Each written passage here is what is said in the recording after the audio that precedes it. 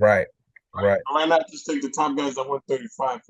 Shakur and Haney. I think they're the two top guys right now at 135. So now that you mentioned that, I mean, if you know, in your boxing IQ, I mean, who do you think that would take that fight? I mean, obviously you've seen Shakur calling out Haney.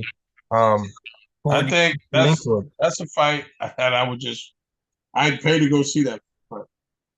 Right.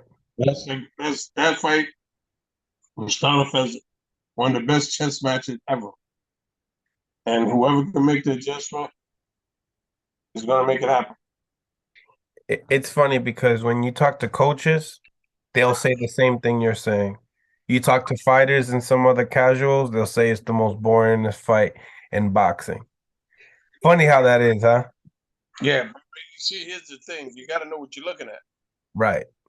See, fight. A lot of people think a fight is two guys in there slugging each other. That's a good fight.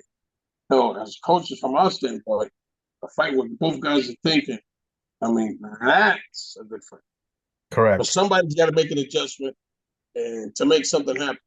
And then once he makes that adjustment, the other guy, you're going to see if the other guy's going to make an adjustment. And if he don't, then bam. Yeah. And we want to be able to see 3 or 4 or 5 or 6 adjustments throughout 12 rounds. There you go. There you go. You didn't see, I mean, seeing guys bang each other, okay, you can see that anywhere. But Right. seeing guys being very technical, to me, that's a good fight. I completely agree. I completely agree.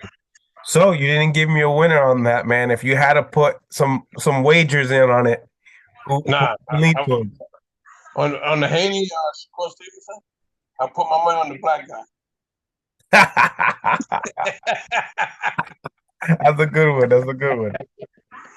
So, man, moving on, right? And let's stay real quick on topic now. We talk about the four kings. And they talk about Lomachenko, they talk about Devin Haney, they talk about Shakur Stevenson, and they talk about Tank Davis. You just mentioned the two best guys in your behalf. But if they had to go in the ring with Tank Davis, I mean, do you believe that those guys still, stay supreme?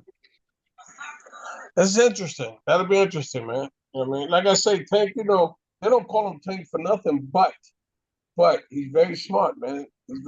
He's got a very good boxing IQ, man. I don't think he gets enough credit for it. Right. Right. Because when you got a nickname like Tank, no one's looking for you to be smart.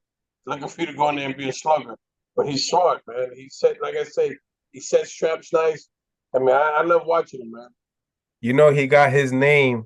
So it was funny because my first interview with you, you told me that you stopped playing football because your head size.